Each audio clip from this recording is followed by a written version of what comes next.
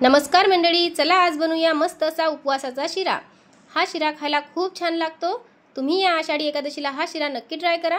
चला तर बघा, आता सुरुवात करूया। इथं मी 1 वाटी भगर घेतलेला आहे, त्याच वाटीने 1 वाटी मोजून साखर घेतलेली आहे। थोडीशी हिरवी विलायची मी खलबत्त्यामध्ये कुटून घेतलेली आहे, तसेच थोडेसे काजू आणि बदाम सुद्धा कुटून घेतलेले आहे आणि मनुके घेतलेले आहे।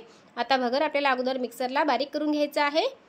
त्यानंतर कढईमध्ये मी 3 मोठे चम्मच साजूक तूप घातलेला आहे। ते थोडंसं गरम झाल्यानंतर त्यामध्ये आपल्याला हा भगर घालायचा आहे बारीक केलेला आणि मंद गॅसवरती आपल्याला थोडासा बदामी रंग येईपर्यंत हा भाजून घ्यायचा आहे। तुम्ही बघू शकता मस्त असा बदामी रंग आलेला आहे। आता यामध्ये आपल्याला गरम पाणी घालायचं आहे। आता इथं मी ज्या वाटीने भगर घेतलेला होता त्याच वाटीने मोजून 4 वाटी पाणी गरम करायला ठेवलेलं होतं, ते पाणी यामध्ये घालायचं आहे आणि पूर्ण असं मिक्स करून घ्यायचं आहे।